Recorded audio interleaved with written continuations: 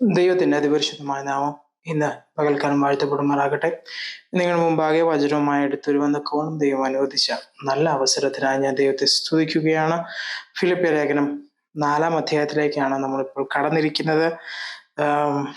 അതിനു മുൻപായി 3-ാം അധ്യായം പറഞ്ഞതായ കാര്യങ്ങളുടെ അവസാന ഭാഗങ്ങളിലേക്ക് വന്ന ശേഷം ഒന്ന് കൺക്ലൂഡ് ചെയ്തുകൊണ്ട് 4-ാം അധ്യായത്തിലേക്ക് കടക്കുവാൻ താല്പര്യപ്പെടുന്നു. 3-ാം അധ്യായം നമ്മൾ പറഞ്ഞത് പ്രകാരമാണ്, അവസാനിച്ചത് പ്രകാരമാണ്. ഫിലിപ്പിയ ലേഖനം 3-ാം അധ്യായം അതിന്റെ 16-ാം വാക്യത്തിൽ എഴുതിയിരിക്കുന്നത് പോലെ, ക്രിസ്തുയേശുവിൽ ദൈവത്തിന്റെ പരമവിളിയുടെ വിജയം നേടുന്നതിനായി ഞാൻ ലക്ഷ്യത്തിലേക്ക് അതിവേഗം പായുന്നു. നമ്മൾ പക്വത പ്രാപിച്ചവരെല്ലാം ഇങ്ങനെ ചിന്തിക്കട്ടെ. നിങ്ങൾ മറ്റേതെങ്കിലും വിധത്തിൽ ചിന്തിക്കുന്നുവെങ്കിലും ദൈവം അത് നിങ്ങൾക്ക് വെളിപ്പെടുത്തി തരും. എന്നാൽ നാം പ്രാപിച്ചിരിക്കുന്ന പരിജ്ഞാനം അനുസരിച്ച് ജീവിക്കുക. സഹോദരന്മാരെ, നിങ്ങൾ എല്ലാവരും എന്നെ അനുഗ്രഹിപ്പിൻ. ഞങ്ങൾ നിങ്ങൾക്ക് കാണിച്ചു തന്ന മാതൃക അനുസരിച്ച് ജീവിക്കുന്നവരെ പരിശോധിച്ചറിവിൻ. ഞാൻ നിങ്ങളോട് പലപ്പോഴും പറഞ്ഞതുപോലെ അനേക ക്രിസ്തുവിന്റെ ശത്രുക്കളായി ജീവിക്കുന്നെന്ന് ഇപ്പോൾ കരഞ്ഞുകൊണ്ട് പറയുന്നു എന്ന് പറയുന്നൊരു ഭാഗമാണ് നമ്മൾ വായിക്കാനുള്ളത്. അപ്പം ഇതുവരേക്കും നമ്മൾ മുന്നോട്ട് ഇതിനു മുന്നിലെല്ലാം വായിച്ചതുപോലെ പൗലോസ് പണ്ടുള്ളതിനെല്ലാം മറന്ന് തൻ്റെ പഴയ അനുഭവങ്ങളെ, തൻ്റെ പഴയ പരാജയങ്ങളെല്ലാം മറന്നുകൊണ്ട് ദൈവം അദ്ദേഹത്തിനോട് പറഞ്ഞിരിക്കുന്നതായ അല്ലെങ്കിൽ അദ്ദേഹത്തിന് വെളിപ്പെടുത്തി കൊടുത്തതായ ആ 3 കാര്യങ്ങൾ എന്താണ്? 3 കാര്യങ്ങൾ. 1, നമ്മൾ ദൈവത്തെ ആത്മാവ് കൊണ്ട് ആരാധിക്കണം. 2, യേശുക്രിസ്തുവിൽ മാത്രം പ്രശംസിക്കണം. ജഡത്തിൽ ആശ്രയിക്കാതിരിക്കുകയും വേണം. ഏത് കാര്യത്തിലും ആ ഒരു ലക്ഷ്യത്തിലേക്ക് അദ്ദേഹം മുന്നേറിക്കൊണ്ടിരിക്കുന്നു. അത് പക്വതയുടെ, ആത്മീയ പക്വതയുടെ ലക്ഷണമാണ്. ആ പക്വത പ്രാപിക്കണം എന്നാണ് പൗലോസ് എല്ലാവരെ കുറിച്ചും ആഗ്രഹിക്കുന്നത്. അങ്ങനെ ആരെങ്കിലും പക്വത പ്രാപിച്ചു എന്നുണ്ടെങ്കിൽ ഈ കാറ്റഗറിയിൽ പക്വത പ്രാപിച്ചു എന്ന് വളരെ കൃത്യമായി മനസ്സിലാക്കിയിരിക്കണം. മറ്റൊരു വിധത്തിൽ അല്ലെങ്കിൽ മറ്റൊരു പെർസ്പെക്റ്റീവിൽ അല്ലെങ്കിൽ മറ്റൊരു ചിന്താഗതിയിൽ നിന്നുകൊണ്ട് അല്ലെങ്കിൽ വീക്ഷണകോണിൽ നിന്നുകൊണ്ടാണ് നിങ്ങൾ വചനത്തെയും ക്രിസ്തീയ ജീവിതത്തെയും പക്വതയെയും നോക്കിക്കാണുന്നതെങ്കിൽ അത് ദൈവത്തോട് കൃത്യമായി ചോദിക്കുക. ഒരു കാര്യം ഉറപ്പാണ്, പൗലോസിന് ഉറപ്പായൊരു കാര്യമുണ്ട്. ഇതാണ് ദൈവത്തിന്റെ വചനം അദ്ദേഹത്തെ പഠിപ്പിച്ചത്, അല്ലെങ്കിൽ ഇതാണ് ദൈവത്തിന്റെ പരിശുദ്ധാത്മാവ് അദ്ദേഹത്തെ പഠിപ്പിച്ചത്. ഇത് പ്രാപിച്ചു നടക്കുന്ന വ്യക്തികളെയും നിങ്ങൾ അനുകരിക്കണം, നിങ്ങൾ അനുസരിക്കണം, അല്ലെങ്കിൽ അവരുടെ ജീവിതത്തെ അറിഞ്ഞ് പൗലോസിനെയും അദ്ദേഹത്തിന്റെ ജീവിതത്തെ അല്ലെങ്കിൽ അദ്ദേഹത്തിന്റെ ഇതേ ആശയത്തെ മനസ്സിലാക്കി പിൻപറ്റുന്നവരെയും അനുകരിക്കുകയും പരിശോധിച്ചറിയുകയും അതിനനുസരിച്ച് പക്വതയോടെ ജീവിക്കുകയും ചെയ്യണം എന്നാണ് പറയുന്നത്. എന്നാൽ 18-ാം വാക്യത്തിലേക്ക് വരുമ്പോൾ കരഞ്ഞുകൊണ്ട് പൗലോസ് പറയുന്ന ഒരു കാര്യമുണ്ട്. ഞാൻ പലപ്പോഴും നിങ്ങളോട് പറഞ്ഞതുപോലെ അനേകർ ക്രിസ്തുവിന്റെ ക്രൂശിന്റെ ശത്രുക്കളായി ജീവിക്കുന്നുവെന്ന് ഇപ്പോൾ കരഞ്ഞുകൊണ്ട് പറയുന്നു എന്ന് പറയുന്ന അനുഭവമുണ്ട്. ക്രൂശ്, അതാണ് പ്രധാനപ്പെട്ട കാര്യം. കാൽവറിയിൽ വെച്ചാണ് യേശുക്രിസ്തു സകലതും നമുക്ക് വേണ്ടി നേടിത്തുന്നത്, അല്ലെങ്കിൽ നമ്മുടെ രക്ഷയ്ക്ക് ആവശ്യമായിരിക്കുന്നത്, നമ്മുടെ ഭൂമിയിലെ ജീവിതത്തിന് ആവശ്യമായിരിക്കുന്നത്, നമ്മുടെ നിത്യജീവിതത്തിന് അല്ലെങ്കിൽ നിത്യതയ്ക്ക് എന്ന് വെച്ചാൽ എറ്റർണിറ്റിക്ക് നമുക്ക് ആവശ്യമായിരിക്കുന്നത് എല്ലാം ദൈവം നേടിത്തന്നത് അല്ലെങ്കിൽ ദൈവം ഒരുക്കി വെച്ചിരിക്കുന്നത് ആ യേശുക്രിസ്തുവിന്റെ ക്രൂശ് മരണത്തിലൂടെയാണ്. എന്നാൽ ക്രൂശ് മരണം മാത്രം പോരാ, പല കാര്യങ്ങളും ചെയ്യണം.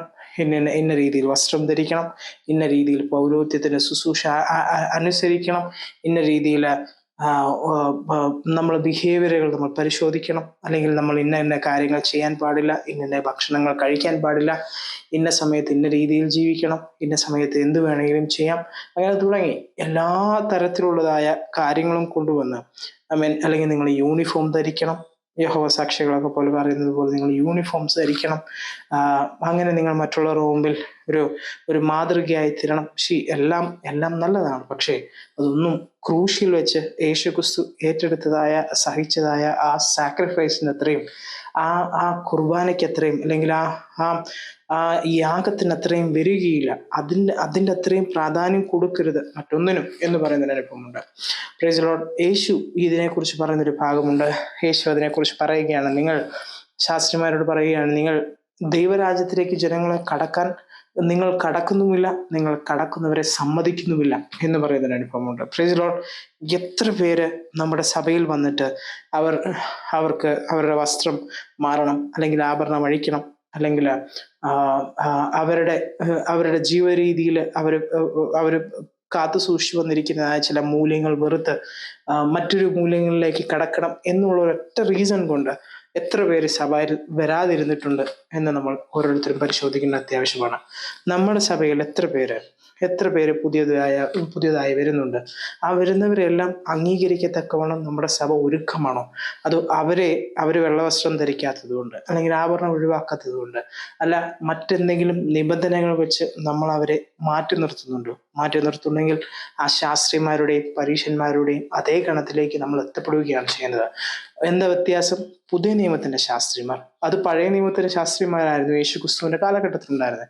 പക്ഷേ നമ്മൾ ഓരോരുത്തരുമാരായി തീർന്നു, പുതിയ നിയമത്തിന്റെ ശാസ്ത്രിമാരായി തീർന്നു. ഈവൻ കൃപയുടെ സുവിശേഷം തന്നെയാണ് ദൈവത്തിന്റെ വചനത്തിൽ എഴുതിയിരിക്കുന്നത്, പൗലോസ് എഴുതിയിരിക്കുന്നത്, അല്ലെങ്കിൽ എബ്രായ ലേഖനത്തിൽ എഴുതിയിരിക്കുന്നത്. കൃപയുടെ സുവിശേഷം അറിഞ്ഞ ശേഷം കൃപയുടെ സുവിശേഷം അറിയാത്തവരെ നോക്കിക്കൊണ്ട് അവർ പുച്ഛിക്കുന്നവരാണ്.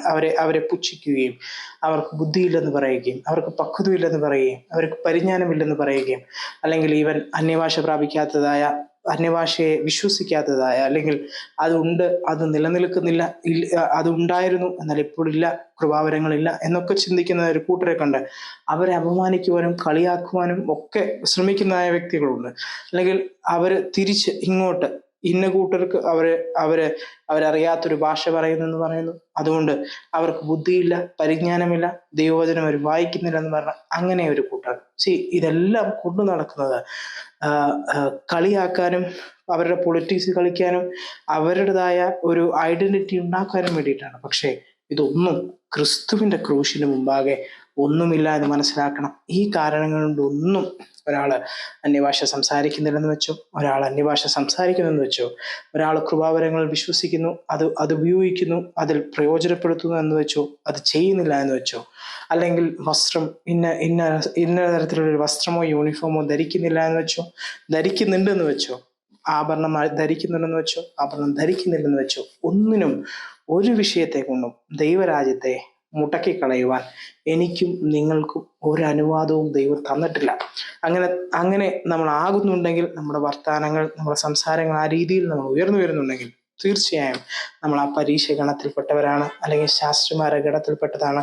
യേശു അതിനെ കർക്കശമായി അമേൻ എതിർക്കുകയും ചെയ്യുക. മാത്രമല്ല അവരോട് പറയുകയാണ്, നിങ്ങൾ എന്താണ് നീതി, എന്താണ് സ്നേഹം, എന്താണ് കരുണ എന്നുള്ളത് പോയി പഠിച്ചിട്ട് വരിക എന്ന് പറയുന്നൊരു അനുഭവമുണ്ട്. കാരണം അതിനേക്കാളെല്ലാം, ഈ പറയുന്നതായ നിബന്ധനകളെക്കാളെല്ലാം വലുതാണ് ദൈവം യേശു ക്രിസ്തു കാൽവരി ക്രൂശിൽ വെച്ചതായ യാഗം. അതിനേക്കാൾ വലുതാണ്. നമ്മൾ എന്തു പറയുന്ന നിബന്ധനകൾ വെക്കുന്നു, അതിനേക്കാളെല്ലാം വലുതാണ് ആ യേശു ക്രിസ്തു നമ്മളോട് കാണിച്ചതായ സ്നേഹവും അവന്റെ കരുണയും അവന്റെ നീതിയും അവന്റെ ന്യായവും. പക്ഷെ അത് നമ്മൾ ഒരാൾക്ക് മുടക്കിക്കളയുന്നുണ്ടെങ്കിൽ, നമ്മുടെ വാക്കുകൾ കൊണ്ട്, നമ്മുടെ പ്രവൃത്തികൾ കൊണ്ട്, ചില വർഷങ്ങളായി നമ്മുടെ കൂട്ടത്തിൽ വരുന്നവരെ പോലും നിർബന്ധിക്കുന്നത് മൂലം അവർക്ക് മനസ്സിലൊരു വിഷമമുണ്ടായി ക്രിസ്തുവിൽ നിന്ന്, സഭയിൽ നിന്നല്ല, ക്രിസ്തുവിൽ നിന്ന് അകന്നു മാറത്തക്കവണ്ണം നമ്മളൊരു കാരണമായി തീരുന്നുണ്ടെങ്കിൽ, തീർച്ചയായും നമ്മൾ തെറ്റുകാരാണ്. ദൈവം അത് ആഗ്രഹിക്കുന്നില്ല എന്നതാണ് ദൈവത്തിന്റെ വചനം എഴുതിയിരിക്കുന്നത്. ഇവിടെ തന്നെയാണ് എഴുതിയിരിക്കുന്നത്, യേശു ക്രിസ്തുവിനോടുള്ളതായ നിത്യ രക്ഷ പോരാ, അല്ലെങ്കിൽ യേശു ക്രിസ്തു നിങ്ങളെ രക്ഷിച്ചാൽ മാത്രം പോരാ, നിങ്ങൾ എന്ത് ചെയ്യണം? പരിച്ഛേദന ഏൽക്കണം എന്നതാണ് കൽപ്പന.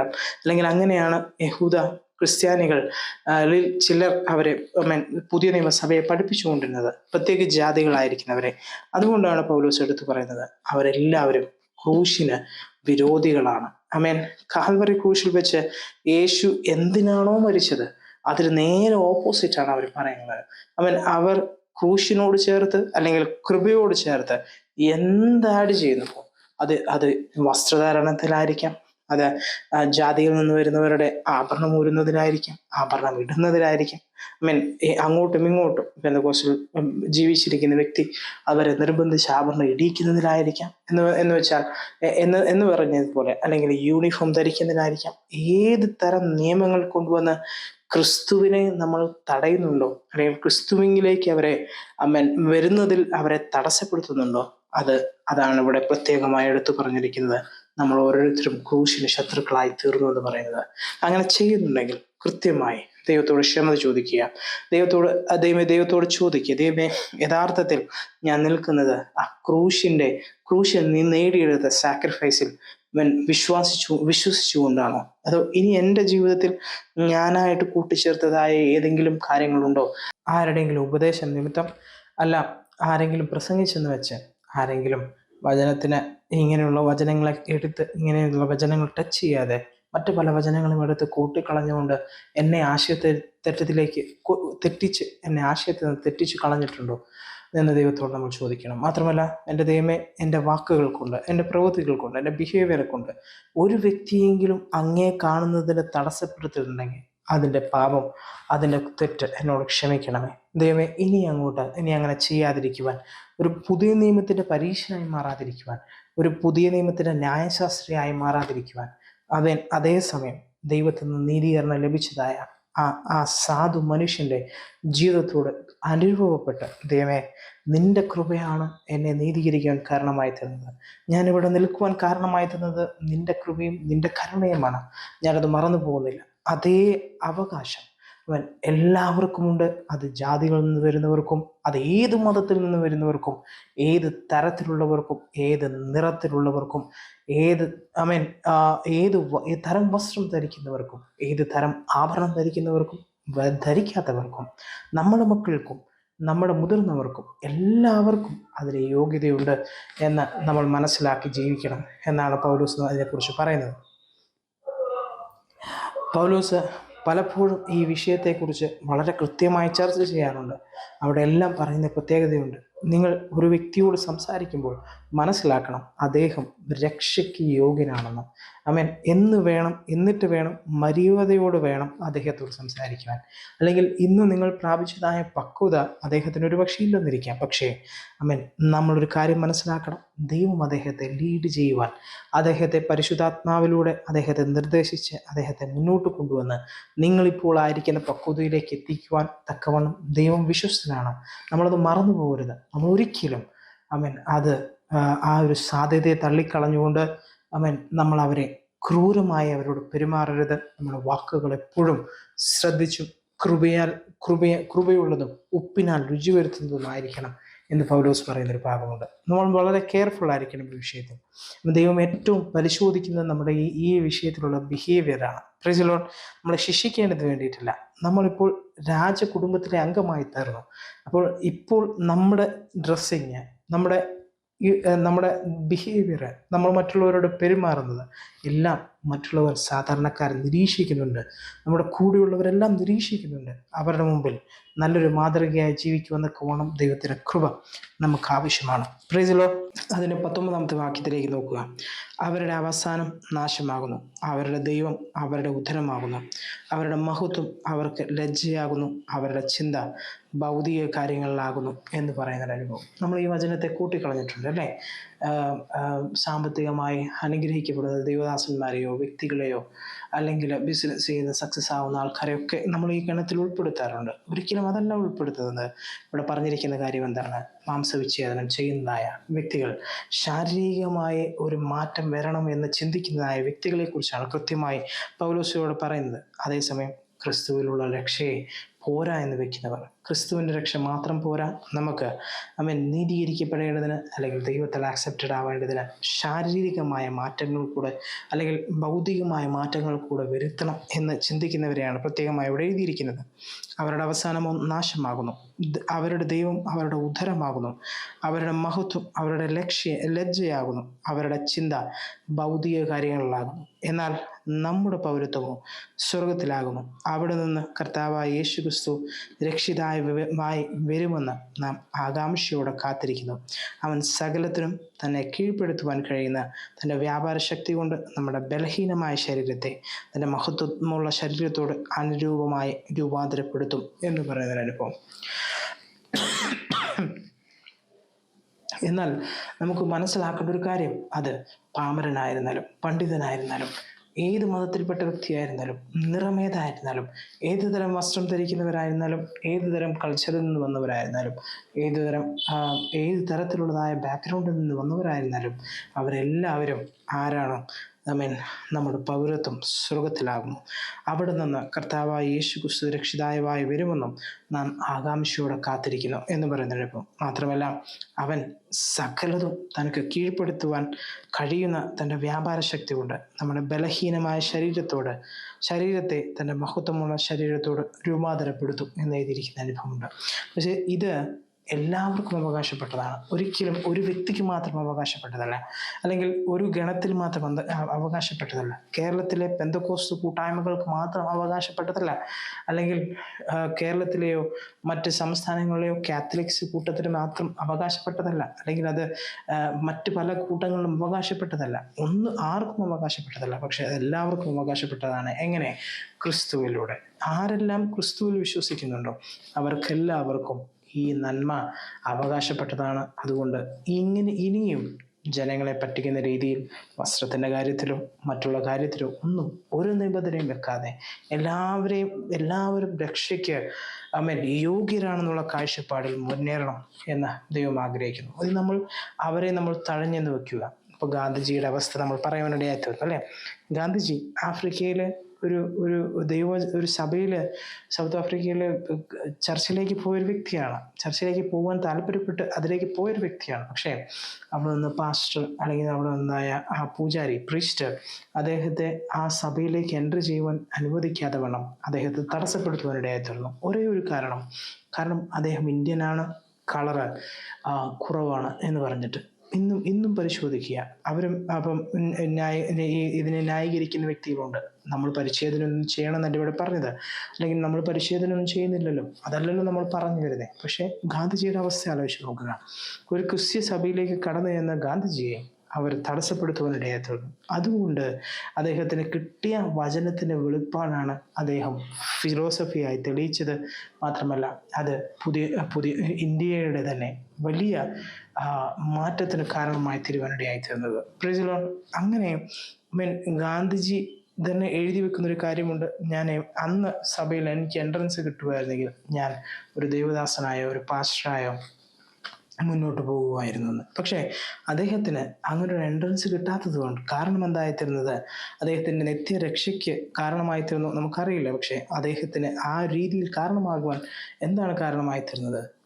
സഭയിലുള്ളവരുടേതായ തടസ്സം, 1-2 ചെറിയ തടസ്സങ്ങൾ വെച്ച് അദ്ദേഹത്തെ എൻട്രി ചെയ്യുവാൻ അനുവദിച്ചില്ല. അദ്ദേഹത്തിൻ്റെ ആ കൂട്ടായ്മയെ നഷ്ടപ്പെടുത്തുവാനിടയായിത്തീർന്നു. ദൈവത്തിലേക്ക് ഒരു വ്യക്തി വരുമ്പോൾ അദ്ദേഹത്തെ തടസ്സപ്പെടുത്തുവാൻ നമ്മുടേതായ മാനുഷികമായ ഒരു കൽപ്പനയും വെച്ച് നമ്മൾ മുന്നോട്ട് പോകരുത്. ഇന്ന് നമ്മൾ പുച്ഛിക്കുന്നതായ പലരും ദൈവത്താൽ നീതീകരിക്കപ്പെട്ടവരായിരിക്കാം. അവർ ദൈവത്തിൽ വിശ്വസിക്കുന്നുണ്ടെങ്കിൽ തീർച്ചയായും അവർ ദൈവത്താൽ നീതീകരിക്കപ്പെട്ടവരാണ്. മാത്രമല്ല അവർ നമ്മോടുകൂടെ ഈ നിത്യരക്ഷയ്ക്ക്, ഈ സ്വർഗീയ അനുഭവങ്ങൾക്ക് യോഗ്യരും കൂടാണ് എന്നാണ് പൗലോസ് പറയുന്നത്. അതുകൊണ്ട് നിങ്ങൾ അവർ പറയുന്ന ഒന്നും കേൾക്കണ്ട, വളരെ പക്വതയോടുകൂടെ നിങ്ങളുടെ ക്രിസ്തീയ ജീവിതം നയിക്കുക. ഇത് മാത്രം ചെയ്താൽ മതി. ഹൃദയത്തിൽ പരിശോധന ഏൽക്കുക, അത് തന്നെ കാഴ്ചപ്പാടിൽ വെക്കുക. ദൈവം മുന്നോട്ട് നയിക്കും. ആമേൻ. ഫിലിപ്പിയ ലേഖനം 4-ാം അധ്യായത്തിലേക്ക് നമുക്ക് കടക്കാം. അതുകൊണ്ട് ഞാൻ സ്നേഹിക്കുകയും കാണുവാൻ വാഞ്ചിക്കുകയും ചെയ്യുന്ന എൻ്റെ സഹോദരന്മാരെ, എൻ്റെ സന്തോഷവും കിരീടവുമായുള്ളവരെ, പ്രിയമുള്ളവരെ, ഇങ്ങനെ കർത്താവിൽ നിലനിൽക്കുവിൻ എന്ന് പറയുന്നൊരു അനുഭവം. അതേ ആശയത്തിൽ നിന്നുകൊണ്ടാണ് പറയുന്നത്. മറ്റൊരാശയം വന്ന് ഇവരെ മൂടുന്നു എന്നുള്ളതായ കാഴ്ചപ്പാട് നിന്നുകൊണ്ടാണ് ഫിലിപ്പിയരോട് പറയുന്നത്. ഒരിക്കലും പരിശോധന എന്ന് പറയുന്ന ആ അനുഭവത്തിലേക്ക് കടന്നു പോകരുത്. കർത്താവിൽ നിലനിൽക്കുവിൻ. എനിക്ക് ഏറ്റവും പ്രിയമുള്ളവരെ, വീണ്ടും പറയുന്നത്, നിങ്ങൾ കർത്താവിൽ നിലനിൽപ്പിൻ. യേശു ക്രിസ്തു കാൽവറിയിൽ വെച്ച് നിങ്ങൾക്ക് ചെയ്തു തന്നതായ, ആ ക്രൂശിൽ വെച്ച് ചെയ്തു തന്നതായ എന്ത് അനുഭവമാണോ തന്നിരിക്കുന്നത്, ആ അനുഭവത്തിൽ നിൽപ്പിൻ. അത് തന്നെ പൂർണ്ണമാണ്. സകലതും നിവൃത്തിയായി എന്ന് യേശു പറഞ്ഞതിൽ സകലതും നിവൃത്തിയായി. ഇനി നിങ്ങൾ അതിൽ കൂടുതൽ ഒന്നും ചെയ്യേണ്ട ആവശ്യമില്ല എന്നാണ് അവിടെ പറയുന്നത്. കർത്താവിൽ ഏക മനസ്സായിരിക്കുവാൻ ഞാൻ യുവതിയെയും സുദൂക്കിയെയും ഉപദേശിക്കുന്നു. വിശ്വസ്തനായ സഹപ്രവർത്തകനെ, ഈ സ്ത്രീകളെ സഹായിക്കുവാൻ അവർക്ക് തുറന്നിൽക്കണമെന്ന് ഞാൻ നിന്നോട് അപേക്ഷിക്കുന്നു. ജീവപുസ്തകത്തിൽ പേരുകളുള്ള ക്ലെമേത്തിനോടും എൻ്റെ മറ്റു കൂട്ടുവേലക്കാരോട് ഒരുമിച്ച് അവർ എന്നോടുകൂടെ സുവിശേഷ ഘോഷണത്തിൽ പോരാടിയിരിക്കുന്നു എന്ന് പറയുന്നൊരു അനുഭവം. 2 സ്ത്രീകളെ കുറിച്ചാണ് ഇവിടെ പറഞ്ഞിരിക്കുന്നത്. Price the Lord. ഞാൻ ആ വിഷയത്തെ എടുത്തു പറയുന്നില്ല. പക്ഷേ സുവിശേഷ ഘോഷണത്തിൽ സ്ത്രീകൾക്ക് വലിയ പങ്കുണ്ട്. ദൈവം പൗലോസ് അവരെ എടുത്തു പറഞ്ഞിരിക്കുന്നത് അവർ കത്തുവേല ചെയ്യുന്നതായ ശുശ്രൂഷകന്മാരായിട്ട് തന്നെയാണ്. ഒരിക്കലും പൗലോസ് അതിനെ എതിർത്ത് പറയുന്നില്ല. സ്ത്രീകൾ ശുശ്രൂഷിക്കുന്നതിന് ഒരുപക്ഷെ പുരുഷന്മാർ ഓരോ വ്യക്തികൾക്കും, സ്ത്രീ എന്ന പുരുഷനൊന്നും ദൈവത്തിന് മുമ്പിലില്ല. ഓരോ വ്യക്തികൾക്കും ദൈവം ഓരോ കടമ കൊടുത്തിട്ടാണ്, അല്ലെങ്കിൽ ഉദ്ദേശം വെച്ചിട്ടാണ്, ഒരു പ്ലാനോട് കൂടിയാണ് ഭൂമിയിലേക്ക് അയക്കുന്നത്. അത് അവൻ്റെ ജീവിതകാലത്തിൽ നിവർത്തിക്കുക എന്നതാണ് ദൈവം അദ്ദേഹത്തെ ഓരോ വ്യക്തികളെ കുറിച്ചും ആഗ്രഹിക്കുന്നത്. മാത്രമല്ല, അതാണ് ആ വ്യക്തിയെ, ആ ദൈവത്തെ സേവിക്കുന്നതാണ് ആ വ്യക്തിയെ സാറ്റിസ്ഫൈ ചെയ്യുക, അവരെ അനുഗ്രഹിക്കുക, അവരെ മനസമാധാനത്തോടെ സന്തോഷത്തോടുകൂടെ അവരെ നയിക്കുക എന്നതാണ് പ്രധാനപ്പെട്ട കാര്യം. Price the Lord. അതുകൊണ്ട് തന്നെ ഇവിടെ പറയുന്നതാണ്, ഈ രണ്ട് സഹോദരിമാരെ, അവർ സുവിശേഷ വേലത്തിൽ എന്നോടുകൂടെ പോരാടിയിരിക്കുന്ന ഈ രണ്ട് സഹോദരിമാരെ അവരെ കരുതണം, അവരെ സംരക്ഷിക്കണം, അവർക്ക് വേണ്ടത് ചെയ്തു കൊണ്ടു കൊടുക്കണം എന്ന് പറയുന്ന അനുഭവം. 4-ാം വാക്യം, കർത്താവിൽ എപ്പോഴും സന്തോഷിക്കുമേ. ഞാൻ പിന്നെയും പറയുന്നു, സന്തോഷിക്കുമേ എന്ന് പറയുന്ന അനുഭവം. Praise the Lord.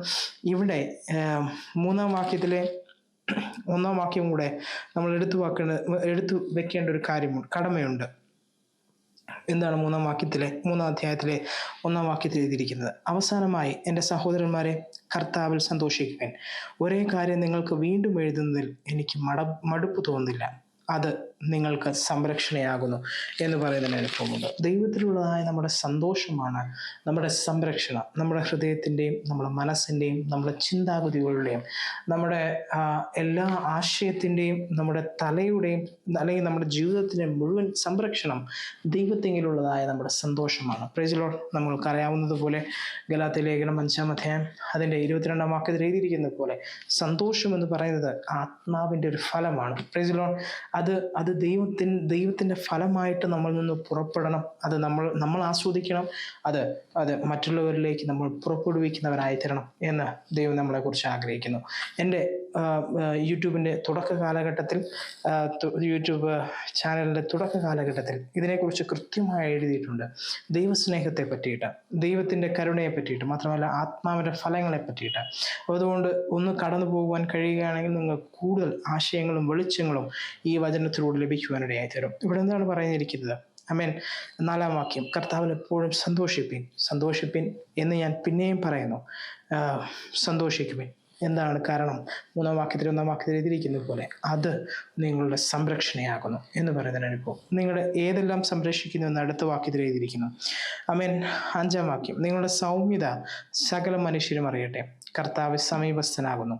അവൻ 6-ാം വാക്യം, ഒന്നിനെക്കുറിച്ചും ഉത്കണ്ഠപ്പെടരുത്, എല്ലാറ്റിനും പ്രാർത്ഥനയാലും അപേക്ഷയാലും നിങ്ങളുടെ ആവശ്യങ്ങൾ സ്തോത്രത്തോടുകൂടെ ദൈവത്തോട് അറിയിക്കത്ര വേണ്ടത് എന്ന് പറയുന്ന അനുഭവം. ഇത് സാമ്പത്തികമായ വിഷയങ്ങൾ മാത്രമല്ല, മറ്റ് ആശയക്കുഴപ്പങ്ങൾ, പീഡനം നടന്നുകൊണ്ടിരിക്കുന്ന കാലഘട്ടമാണ്. അവർക്കുണ്ടാവുന്നതായ ജീവനെ പറ്റിയിട്ടുള്ളതായ വെറീസും കുഞ്ഞുങ്ങളെ പറ്റിയിട്ടും കുടുംബങ്ങളെ പറ്റിയിട്ടും കുടുംബാംഗങ്ങളെ പറ്റിയിട്ടുള്ളതായ അവരുടെ ഉത്കണ്ഠ മുഴുവൻ എന്ത് ചെയ്യണം? ദൈവത്തോട് പ്രാർത്ഥനയാലും അപേക്ഷയാലും നിങ്ങളുടെ ആവശ്യങ്ങൾ സ്തോത്രത്തോടുകൂടെ ദൈവത്തോട് അറിയിക്കുകയാണ് വേണ്ടത്.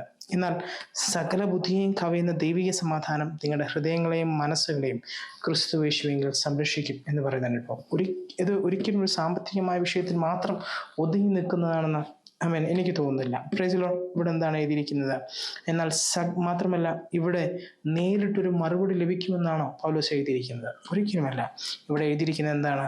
എന്നാൽ സകല ബുദ്ധിയെയും കവിയുന്ന ദൈവിക സമാധാനം നിങ്ങളുടെ ഹൃദയങ്ങളെയും മനസ്സുകളെയും ക്രിസ്തുയേശുവിൽ സംരക്ഷിക്കും എന്നാണ് പറഞ്ഞിരിക്കുന്നത്. നോക്കുക, അത് നിങ്ങളുടെ സംരക്ഷണമാകുന്നു എന്ന് പറഞ്ഞൊരു അനുഭവം 3-ാം അധ്യായത്തിൽ 1-ാം വാക്യത്തിൽ വായിച്ചു. എന്തിൻ്റെ സംരക്ഷണമാണ് എന്ന് കൃത്യമായി ഇവിടെ എഴുതിയിരിക്കുന്നത്. എന്താണ്? അത് നിങ്ങളുടെ ഹൃദയങ്ങളുടെയും മനസ്സുകളെയും ക്രിസ്തുയേശുവിൽ സംരക്ഷിക്കും എന്നാണ് പറയുന്നത്. ഇംഗ്ലീഷ് പദത്തിലേക്ക് വരുമ്പോൾ ലിറ്ററലി നമ്മുടെ ഹൃദയത്തിൻ്റെ മിടിപ്പ്, ഹൃദയത്തിൽ അറ്റാക്ക്, സ്ട്രോക്ക്, ബ്ലോക്ക്, അങ്ങനെ തുടങ്ങി ഇന്നത്തെ കാലത്തൊക്കെ എന്തൊക്കെ പറയുന്നുണ്ട് അല്ലേ? അതിൻ്റെ എല്ലാം മൂല കാരണം എന്താണ് പൗലോസ് ചെയ്തിരിക്കുന്നത്? അല്ലെങ്കിൽ അതിൽ നിന്നുള്ള ഏറ്റവും വലിയ സംരക്ഷണമായിട്ട് പൗലോസ് എഴുതിയിരിക്കുന്നത് എന്താണ്? കർത്താവിലുള്ള സന്തോഷമാണ്. മാത്രമല്ല, എന്താണ് ഈ മനസ്സ് എന്ന് എഴുതിയിരിക്കുന്നത്? അത് നമ്മുടെ തോട്ട് ലൈഫാണ്, നമ്മുടെ ചിന്താഗതികളാണ്, അല്ലേ? നമ്മൾ ഇവിടെ ചിന്താഗതികളിൽ നമ്മൾ വശം കെട്ടുപോയാൽ, അല്ലെങ്കിൽ അവിടെ നമുക്ക് ആശയക്കുഴപ്പങ്ങളോ പ്രയാസങ്ങളോ മാനസികമായ ബുദ്ധിമുട്ടുകളോ നിരാശയോ സങ്കടമോ അല്ലെങ്കിൽ അറ്റാക്കോ എന്ത് തന്നെ വിഷയങ്ങളാണോ നമ്മുടെ ജീവിതത്തെ ഭാരപ്പെടുത്തുക, അതെന്ത് വന്നാലും എന്താണ് അത് നമ്മളെ നെഗറ്റീവായിട്ട് ബാധിക്കും, അല്ലേ? മാനസികാരോഗ്യം വളരെ പ്രധാനപ്പെട്ടതാണ്. അപ്പം എങ്ങനെയെങ്കിൽ ദൈവം നമ്മുടെ ഹൃദയത്തിൻ്റെ സംരക്ഷണം, ലിറ്ററലി നമ്മുടെ ഹൃദയത്തിൻ്റെ സംരക്ഷണം മാത്രമല്ല, നമ്മുടെ മാനസികാരോഗ്യവും കാക്കും. എങ്ങനെയെങ്കിൽ നമ്മൾ ദൈവത്തിൽ സന്തോഷിക്കുന്നവരാകുന്നുവെങ്കിൽ, നമ്മൾ കർത്താവിൽ സന്തോഷിക്കുന്നവരാകുന്നുവെങ്കിൽ, മാത്രമല്ല എങ്ങനെയാണ് അത് സന്തോഷിക്കേണ്ടത് എന്ന് ഒരു വരിയിൽ ഇവിടെ അല്ലെങ്കിൽ ഒരു വാക്യത്തിൽ ഒതുക്കി പൗലോസ് പറയുന്നുണ്ട്. അവസാനമായി സഹോദരന്മാരെ, സത്യമായതൊക്കെയും കുലീനമായതൊക്കെയും നീതിയായതൊക്കെയും നിർമ്മലമായതൊക്കെയും മനോഹരമായതൊക്കെയും ആദരണീയമായതൊക്കെയും വിശിഷ്ടമോ അഭിനന്ദനീയമോ ആയതൊക്കെയും ചിന്തിച്ചുകൊള്ളുവിൻ എന്ന് പറയുന്നതിനൊപ്പം പ്രൈസ് ദി ലോർഡ്. നോക്കുക, സത്യമായത്, കുലീനമായത്, നീതിയായത്, നിർമ്മലമായത്, മനോഹരമായത്, ആദരണീയമായത്, വിശിഷ്ടമായത്, അഭിനന്ദനമായത് ഒക്കെയും ചിന്തിച്ചുകൊള്ളുവിൻ എന്ന് പറയുന്നതിനൊപ്പം മറ്റൊരു വശത്തിൽ എഴുതിയിട്ടുണ്ട്. പൗലോസ് എഴുതുന്നൊരു ഭാഗമുണ്ട്.